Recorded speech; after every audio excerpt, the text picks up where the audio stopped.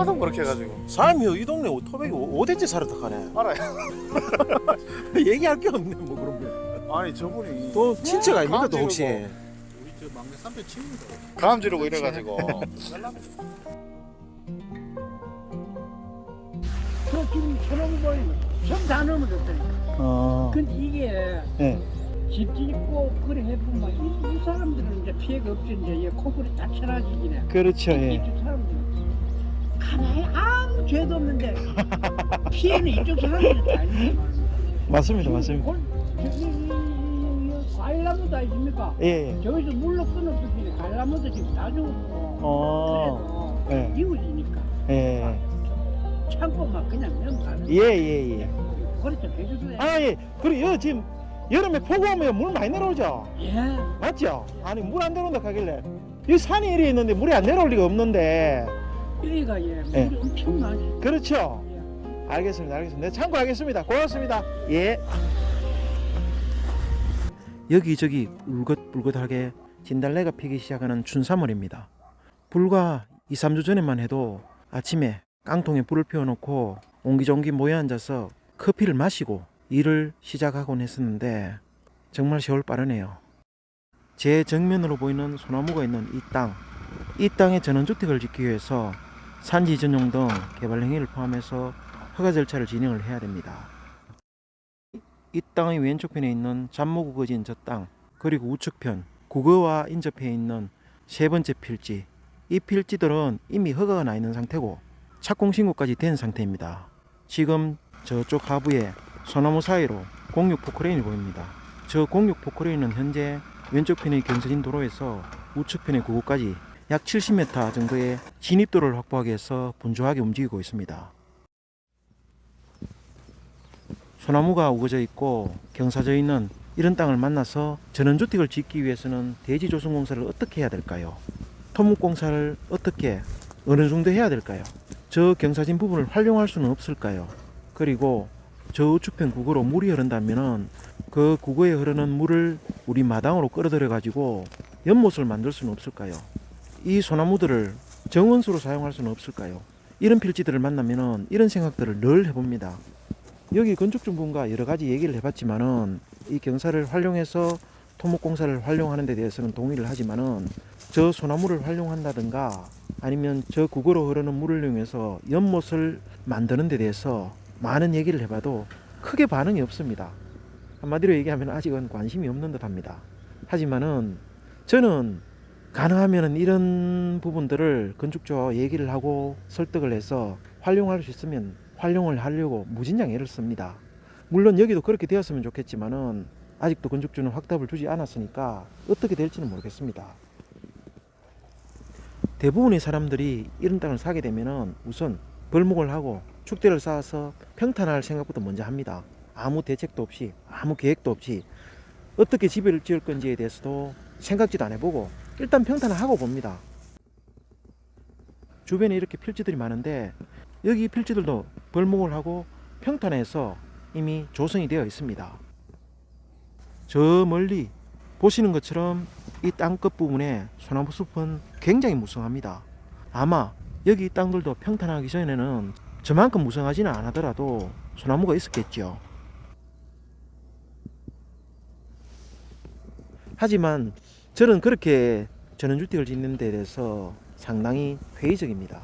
토목공사도 경사로가 어떻게 되는지, 차량을 어떻게 진입할 건지, 주택을 어떻게 배치할 건지 거기에 대해서 아무 생각 없이 하면 되겠죠. 그리고 뭐 돈 들여서 석축을 허물고 경사로를 만들거나 아니면 지하주차장을 파서 그렇게 진행을 하면 됩니다. 하지만은 토목공사도 대지조성공사도 최소화하는 것이 가장 좋겠죠. 체계적으로. 그래서 저 경사진 도로와 인접해 있는 첫 번째 필지, 그리고 소나무가 있는 이 중간 필지, 그리고 국어와 인접해 있는 저 세 번째 필지, 이 세 필지에 대한 여러 가지 생각들을 하면서 토목공사를 진행하고 있습니다. 물론 지금은 세 번째 필지에 들어가는 저 진입도를 확보하기 위해서 저렇게 포크레인이 분주하게 움직이고 있습니다. 여기 이 필지에는 총 28그루의 소나무가 있습니다. 그 중에 저렇게 2그루는 고사목입니다. 재선충 때문인지는 모르겠지만은 뼈대만 앙상하게 남아 있습니다. 나머지 26그루의 소나무들은 잘 살아 있습니다. 이렇게 흉고직경이 30에서 40cm 정도 되는 소나무가 7, 8그루 정도 되고, 나머지 소나무들은 흉고직경이 20에서 30cm 정도 됩니다. 물론 뭐 볼품없는 아무렇게나 자란 그런 소나무들도 있지만은 그 중에 몇 그루는 폼나는 조경수로 사용하면 멋진 그런 소나무들도 제 눈에는 몇 그루가 보입니다. 자, 그러면은 이 소나무에 대해서 생각을 해봅시다. 만약에 이 소나무를 일단 벌목을 다 하고 다 제거를 한 다음에 전원주택을 짓겠죠. 전원주택을 짓고 나면은 대부분의 사람들이 조경수에 대해서 생각을 합니다. 그리고는 몇 천만 원 주고 소나무를 다시 사오는 경우도 많죠. 대부분 다 그렇게 진행을 합니다. 기존에 있던 소나무마저 다 제거를 하고 집을 다 짓고는 다시 소나무 사러 다니고, 모르겠습니다. 그게 그렇게 재미있는지는. 뭐 소나무 사러 다니는 재미도 있겠죠. 돈만 많으면은 얼마든지 그렇게 하면 됩니다. 사실 제가 서 있는 이 위치가 우리 전원주택의 지붕 아니면은 다락방 정도의 높이가 됩니다. 그러면은 1층 거실에서 본다면은 저 소나무들의 밑둥치를 보게 되지만은 2층 다락방에서 본다면은 저 소나무의 중간쯤 어딘가가 우리 다락방에서 보는 눈높이가 되겠죠.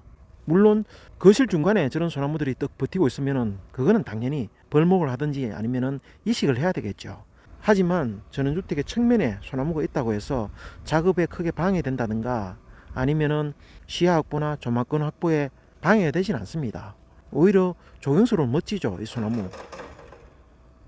제가 조경 전문가는 아니지만은 그래도 전원주택을 지으면서 이런 소나무들을 많이 봐왔습니다. 보통 보면은 흉고직경이 30에서 40cm 정도 되는 저런 소나무라면은 매입을 한다면은 한 2, 3천만 원 정도는 줘야 될 겁니다. 그리고 20에서 30cm 되는 저런 소나무도 막상 구입을 하려고 하면은 1, 2천만 원은 좋게 들어갈 겁니다. 물론 뭐 이 소나무들보다는 더 멋지거나 수영도 예쁜 그런 소나무들이겠지만은 어쨌든 소나무 흉고직경으로만 단순히 보면은 소나무의 가격대는 그렇게 합니다. 그래서 이 소나무들을 굳이 일부러 다 죽일 필요는 없지 않을까요? 그래서 어쨌든 이 소나무들은 살려서 해볼 생각입니다.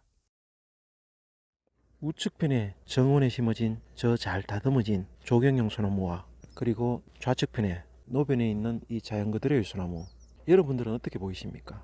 저 조경용 소나무 적어도 7, 800만원 아니면 1000만원대 정도 하지 않을까 그런 생각이 듭니다. 사실 물어보면 저 소나무 가격을 정확하게 얘기를 안 해줍니다. 아마도 저 소나무 옆에 있던 작은 소나무 한두 그루를 더 끼워줬을 겁니다. 그래서 사실 저 소나무 한 그루만 딱 지정해서 얼마라고 얘기하기는 어렵죠. 거기다가 저런 소나무들은 대부분 다 살린다는 조건으로 판매를 하죠. 그래서 만약에 저 소나무들이 고사를 하면은 다른 소나무를 대체시켜 준다는 그런 조건을 분명히 달았을 겁니다. 저도 소나무를 많이 봐왔지만은 소나무가 사실 좀 어려운 수종입니다. 소나무들은 죽어가는데 시간이 많이 걸립니다. 일반 활류업소들은 고사하면 금방 표시가 나는데 소나무들은 너무 서서히 죽기 때문에 이 소나무가 죽어가고 있는지 살아나고 있는지 잘 구분이 안 됩니다. 한 1, 2년이 지나봐야 정확하게 판단되는 경우가 많죠. 그래서 1, 2년 뒤에 소나무를 대체해서 심는 경우도 종종 있습니다. 저도 몇 번 봤기 때문에 소나무를 심는다 그러면 항상 좀 신경이 쓰입니다. 어쨌든 우측에 있는 저 조경용 소나무와 좌측편에 있는 이 자연그대로의 소나무, 이 소나무들을 보면은 여러 가지 생각들이 듭니다. 제가 사는 정원에 소나무를 심는다면 어느 것이 더 좋을까 그런 생각들을 해봅니다. 일반적으로 보면은 우측편에 있는 저 잘 다듬어진 소나무는 뭐 소나무 자체로 멋있어는 보이는데 일단 크기에서 이 좌측편에 있는 소나무에 너무 압도를 당합니다. 3분의 1도 안 되죠, 크기가. 왼쪽편에 있는 덩굽은 소나무, 딱 봐도 세월의 흔적이 느껴지는 그런 소나무죠. 아마 뭐 고생했는 걸로 따지면은 우측편에 있는 저 조경소나무가 더 심했을 수도 있습니다. 저렇게 따듬을 정도로 했으면은 자기 하고 싶은 대로 큰 나무가지는 하나도 없을 겁니다. 어쨌든 제가 보기에는 크기에서 너무 압도를 당합니다. 물론 저 조경용 소나무만 딱 있었다면은 아마 폼 났을 겁니다. 만약에 내가 어떤 땅을 구입했는데 거기에 진짜 멋있는 소나무가 있다면은 그 소나무를 살릴 수는 없을까 그런 생각을 한 번쯤은 해봐야 되겠죠. 저는 가능하면 살리려고 애를 씁니다. 그래서 우리 현장에도 기존에 있는 소나무 28그루 중에 일부는 세월의 흔적이 그대로 느껴질 수 있도록 살릴 수 있었으면 좋겠습니다. 요 놈이 촬영을 그렇게 방해하더만은 지금은 잠잠합니다. 조용히 앉아 있습니다. 하품까지 하네요. 귀여운 녀석.